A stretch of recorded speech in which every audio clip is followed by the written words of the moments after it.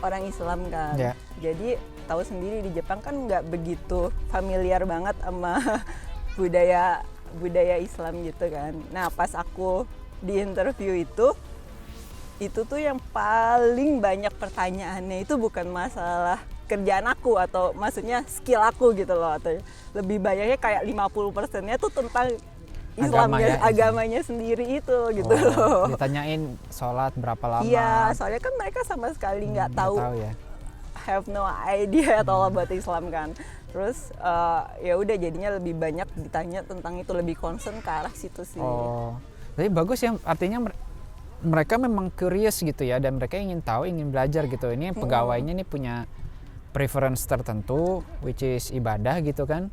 Di situ mereka tanya banyak gitu ya. Artinya perusahaannya ini termasuk punya itikat baik untuk mengakomodasi kebutuhan pegawainya berarti kan? Iya, jadi untung banget sih aku bilang, emang dari awal sih emang rada apa ya?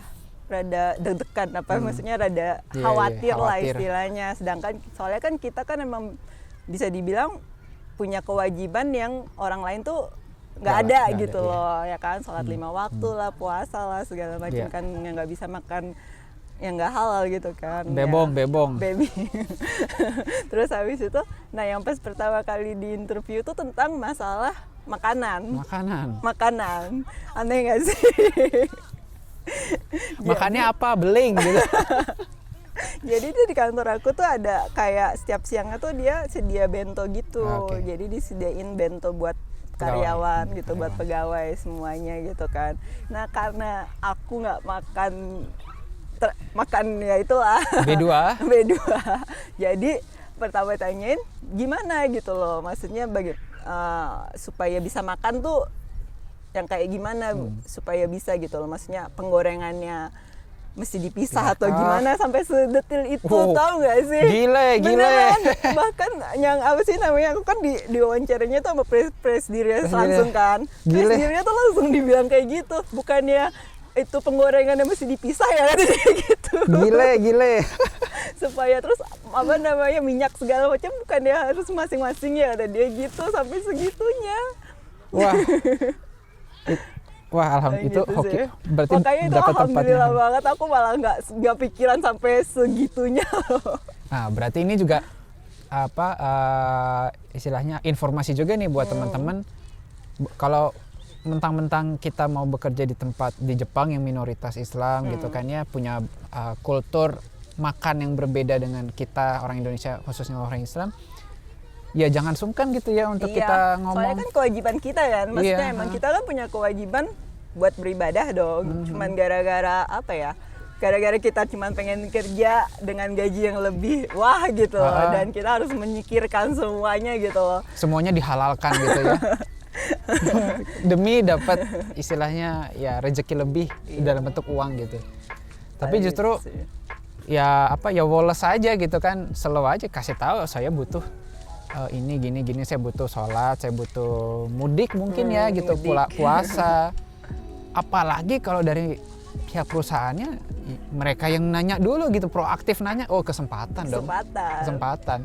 Paling gitu. Jadi 50%-nya justru ditanya tentang preference kita untuk ibadah.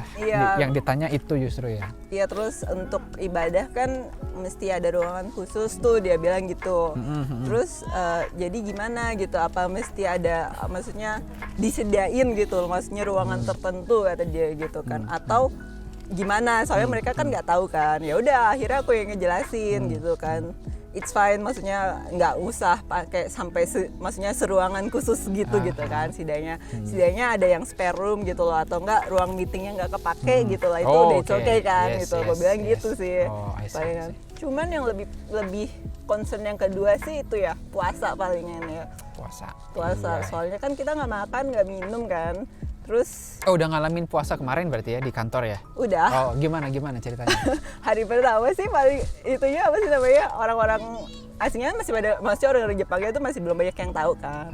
Cuman yang nge-interview aku tuh udah pada tahu semua kan. Terus ya udah pas tanya gimana gitu kan. Apa sih namanya? Genki. Genki. Di kantor ya berarti alhamdulillah nggak ada harassment untuk perkara ibadah ya, lancar ya? Untuk perkara ibadah sih alhamdulillah banget, itu lancar segala macam. Bahkan kalau misalnya pas aku lagi, walaupun masih training kan kadang masih suka numpuk ya, maksudnya bukan kerjaan sih, maksudnya pembelajarannya kan suka numpuk gitu kan. Kadang mereka yang suka ngingetin gitu kan, okay. Farah udah ini gitu. Jikang nih hari masa oinoris gitu ya. Biasanya sih kayak gitu. Malah sih diingatkan palingan. ya. Berarti alhamdulillah itu dapat perusahaannya udah memang welcome dan orang-orangnya juga humble ya untuk soal ibadah. Dan orang-orangnya tuh emang semuanya perusahaan yang aku kerja ini emang alhamdulillah banget baik-baik semua gitu loh. Jadi nggak ada yang terlalu yang kibisi, bisanya yang sampai bikin stres lah segala macam. Nggak tahu sih, baru 6 bulan soalnya. Masih masa training ya? Masih masa training, jadi masih disayang-sayang gitu supaya nggak keluar mungkin nih. Oke, asik. Apalagi nih kira-kira yang mau kita bahas nih, Mbak Farah? Apalagi ya? Kalau soal mungkin masuk ke ini ya, masih kurang lebih setengah tahun ini masih training kan, tapi sudah di-assign untuk menangani project Southeast Asia, khususnya mungkin Indonesia gitu ya, karena memang kan mereka belum punya orang asing, terutama untuk yang dari Asia Tenggara kan tadi dibilangnya Mbak ya. Sudah pernah adakah interaksi gitu dengan customer dari Indonesia, atau sudah pernah ada istilahnya tuh udah pernah megang sesuatu pekerjaan yang memang sungguh-sungguh berkaitan dengan itu pasar Southeast Asia gitu? Jadi masa training aku ini selama 6 bulan kan itu semua divisi yang ada di kantor, divisi-divisi kan ada banyak ya, divisi marketing, divisi quality control, divisi segala macamnya itu aku training satu-satu gitu loh. Maksudnya jadi nggak cuman aku kan nanti bakal kedepannya di marketing kan. Jadi nggak cuman trainingnya tuh di marketing aja gitu, nggak. Jadi kita tuh di rotasi gitu loh dari awal gitu. Jadi karena aku perusahaan aku itu produksi barang manufaktur, jadi ada masanya awal-awal tuh aku Kenshu-nya tuh muter gitu loh dari Seizo terus segala macem lah, pokoknya segala macem itu. Nah pas lagi kemarin terakhir di marketing emang bakal divisi aku kan 3 bulan itu, jadi dari awal itu jadi atasan aku yang ngajarin aku itu kan emang bukan orang Jepang, jadi dia tuh orang cuman dia udah lama tinggal di Jepang. Jadi udah kayak orang Jepang lah gitu lah. Cuman gayanya atau maksudnya cara pikirnya tuh beda lah gitu loh. Lebih nyantai. Masih ada unsur aroma orang asingnya gitu. Iya gitu. Jadi tahu lah gitu loh, sama-sama orang asing kan. Nah cuman malah lebih kibisi dibanding orang Jepang yang masih sendiri gitu loh, dibanding direktur marketingnya sendiri gitu loh. Soalnya kenapa? Dia tuh pengen aku tuh bisa gitu loh. I see. Jadi dari awal udah disuruh Farah ini customer ini tanganin gitu loh. Jadi project gitu loh. Jadi kita kan dari website gitu loh. Jadinya kayak ada inquiry dari website gitu kan. Nah, jadi aku tuh awal masuk training marketing tuh udah suruh nge-handle inquiry yang dari website itu. Jadi customer baru yang dari website itu loh. Jadi udah tuh email segala macam tuh masuk situ. Jadi aku yang handle semua gitu loh. I see. Cuman dalam supervisornya dia gitu loh. Jadi setiap email yang aku itu harus ada sisinya. Semua harus orang dulu lah. Ya? Harus di-approve sama dia juga harus di-approve semua gitu deh pokoknya. Dan alhamdulillah banget dalam 3 bulan itu aku berhasil dapat 1 order. Padahal masa training loh. Bisa dapat 1 order. Wah, dari training padahal cuman masih malah bukan dari Asia Tenggara, malah dari Prancis. Jadi tuh kita tuh overseas marketing kan. Jadi ada dibagi 2, overseas dan domestik gitu loh. Jadi aku gara-gara di overseas jadi semua semua negara masuk ke situ semua I see, kan. Ya I udah, cuman dari segi semuanya customer yang dihandle, alhamdulillah banget dapat satu order dari yang dari customer dari Prancis itu oke. gitu kan. Dari awal-awal tuh udah langsung aduh gimana dong. Aduh, ya ampun. Cuman akhirnya bisa sih paling gitu. I see. Oh. Terus sekarang masih diputar-putar ke berbagai departemen. Nah, karena 3 bulan terakhir kan awal Oktober ini pindah ke divisi maintenance. Maintenance. Iya. Oh, ke pabrik dong. Nggak pabrik sih, lebih ke Workshop. arah service gitu lah ya. Oh, oke. Service Karena maintenance maintenance gitu ya. Oke. Palingan. Nah, mungkin ini jadi apa ya? Nilai plus kali ya di perusahaan Jepang. Jadi walaupun nggak tahu ya kalau perusahaan Jepang lainnya, cuman kalau di perusahaan aku itu jadi di training tuh sebisa mungkin semua bagian itu loh. Jadi setidaknya nggak fokus di bagian yang bakal kita maksudnya Yang akan kita yang masuk akan kerja. kita masukin lah gitu loh di divisi kita doang gitu, enggak cuman segala macamnya jadi bisa gitu loh. Gitu. Palingan gitu sih, palingan nggak tahu itu positif atau capek ya. Meskipun marketing tapi harus masuk ke bagian-bagian produksi, maintenance, harus tahu dari hulu sampai hilir gitu ya. Iya, jadi tahu lah. Jadi kita kan kalau sebagai marketing bakal jadi apa sih namanya, nge-handle customer. Jadi semua pertanyaan dari customer kita jadi mesti harus bisa jawab, harus tahu dan kayak gitu kan. Nah, kalau misalnya kita cuman di divisi marketing doang di trainingnya dan nggak terjun langsung gitu secara produk yang bakal kita jual gitu kan, nggak bakal apa ya istilahnya. Nggak lengkap aja nanti ketika kita harus ngejual barang ke customer yang ditanya apa, oh nanti saya tanya dulu sama bagian engineering, oh saya tanya dulu sama bagian gitu pergi kan. nanti minggat gitu ya. Cuman ya nggak bakal, maksudnya nggak sedetail itu sih kita belajar ya, cuma setidaknya permukaannya tahu lah gitu loh, jadi ngerti lah gitu. Itu jadi kalau menurut aku sih, aku pribadi sih nilai plus ya. Soalnya aku kan nggak punya pengalaman di divisi-divisi yang lainnya, nggak punya pengalaman kerja segala macam juga. Jadi training tahu gitu loh apa sih alur divisi-divisi semua kantor gitu, jadi ngerti lah sih. Iya benar sih memang. Ya itu salah satu nilai positif kalau bekerja di Jepang, kita jadi banyak tahu teknologinya mereka, cara mereka bekerja kan, know-how-nya mereka gitu.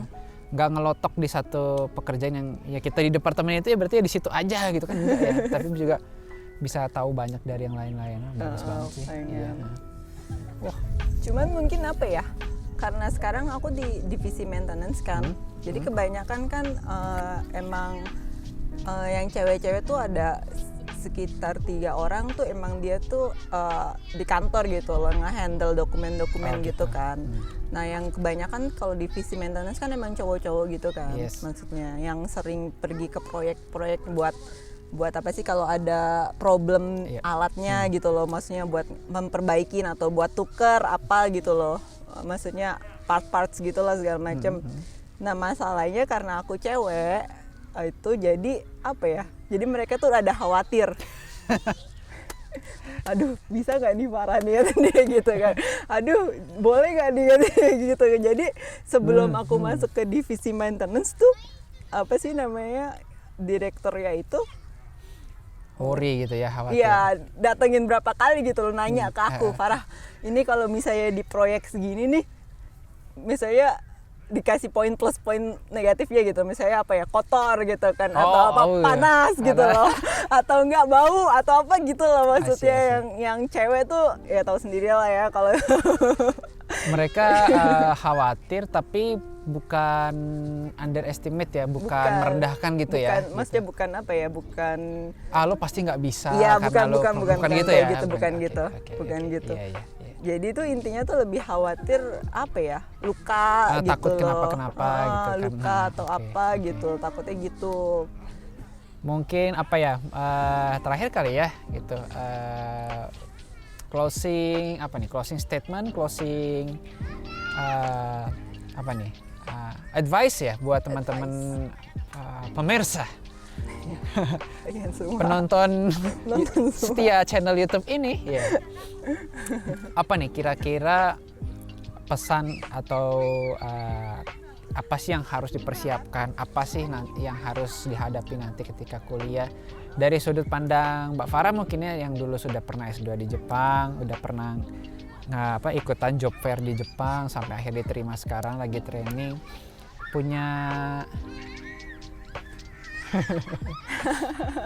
punya ini nggak sepatah dua patah kata lah gitu buat teman-teman yang menyaksikan, supaya nanti ada take home information buat teman-teman itu. Oh nanti tuh begini ya, oh jadi mereka bisa persiapan. Mungkin kalau misalnya persiapan dari awalnya datang ke Jepang sih mesti nentuin dulu kali ya, maksudnya Tujuan mau tujuan palingan gitu kan. Cuman kalau misalnya aku kan emang udah tahu tuh tujuannya bakal mau lanjut S2, jadi udah fokus gitu loh. Fokus bukan belajar sih, aku part time juga cuman tahu lah gitu loh fokusnya jalannya gitu loh, walaupun semuanya dadakan segala macam. Terus habis itu karena aku turning point buat cari kerja di Jepangnya dadakan gitu loh, jadi mungkin jadi masih persiapannya tuh jadi kayak segala macam tuh serba diburu-buru gitu loh. Jadi mesti beli inilah, terus nyiapin itulah, foto itulah, inilah, itulah segala macam gitu. Kalau misalnya bisa lebih di-prepare kan setidaknya lebih lebih banyak gitu loh maksudnya. Ya lebih iya sih. Pilihannya, bukan pilihan sih sebenarnya.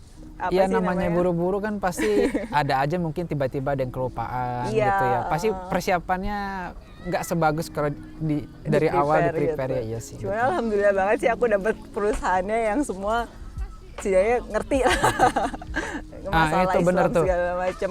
Kalau kita bisa prepare jauh-jauh hari, berarti kita bisa research one by one perusahaan itu seperti apa. Bisa juga kita lempar pertanyaan banyak-banyak masing-masing. Kalau buru-buru kan kita jadi lebih banyak mengandalkan luck ya, mengandalkan takdir Allah lah istilahnya gitu, lebih banyak mengandalkan daripada usahanya. Apalagi Mbak? Itu sih palingan. Terus kalau misalnya untuk bekerja di Jepang ya gitu loh, jangan takut kalau misalnya kan kita kan nggak minum alkohol, terus nggak makan babi juga kan.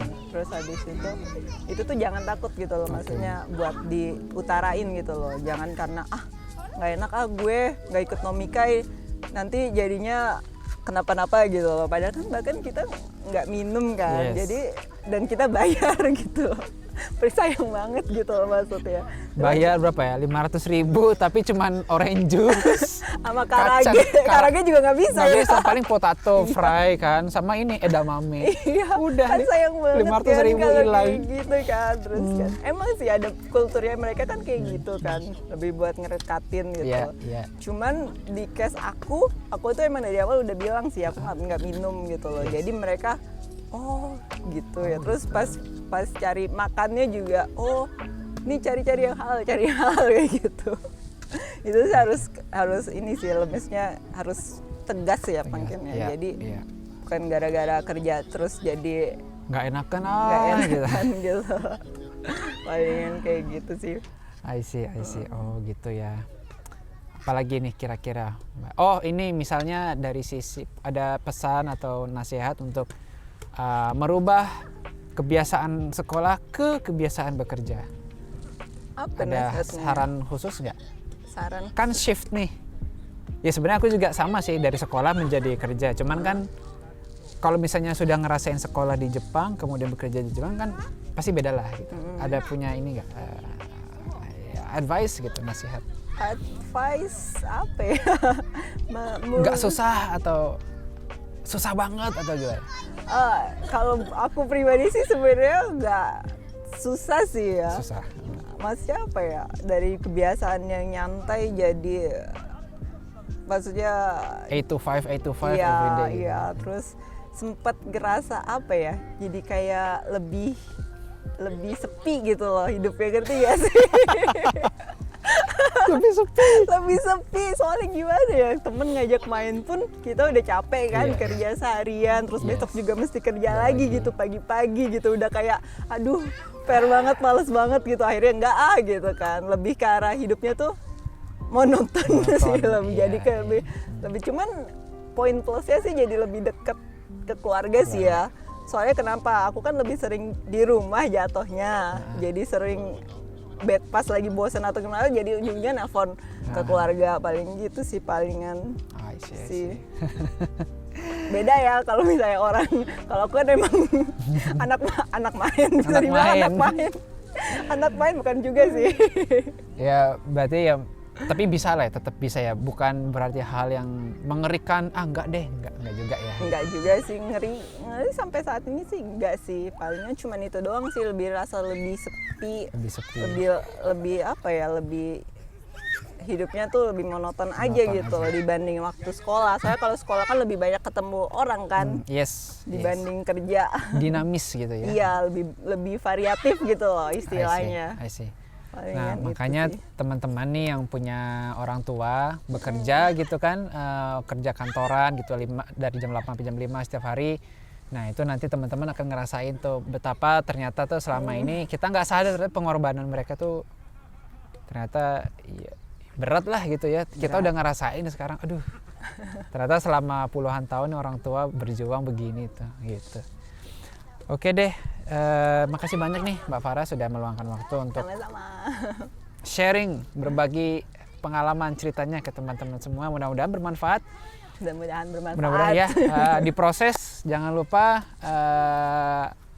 apa namanya, ya kita doakan juga mudah-mudahan siapapun yang teman-teman punya rencana untuk datang ke Jepang, baik itu untuk sekolah ataupun ke Jepang, lancar-lancar, persiapkan yang baik, dan bisa sampai ke Jepang dengan selamat, aman, dan lancar lah gitulah ya. Oke, kalau gitu mungkin untuk episode kali ini sampai di sini dulu aja nih teman-teman. Nantikan lagi kisah-kisah berikutnya dari teman-teman Indonesia lainnya ataupun video-video vlogging yang lain ya.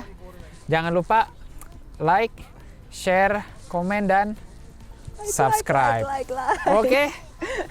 Pokoknya support terus channel ini supaya kita bisa makin banyak uncover berbagai macam kisah dari Jepang ya. Itu aja paling, selebihnya mohon maaf apabila ada salah-salah kata dari kita berdua.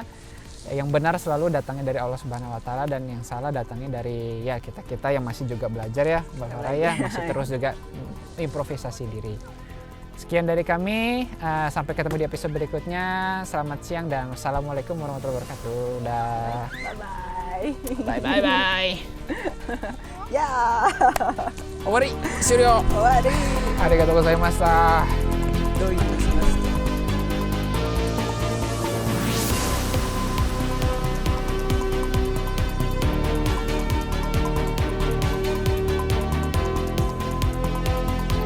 Saya sholat satu hari 5 kali gitu, selama kerja mungkin 3 kali lah ya, zuhur, asar, maghrib. Jadi saya butuh setengah jam sekali sholat gitu. Kesempatan. Itu ngelunjak kan? Itu Damai, itu damai. Itu namanya dikasih Damai. hati bisa jantung. Damai, jangan ya.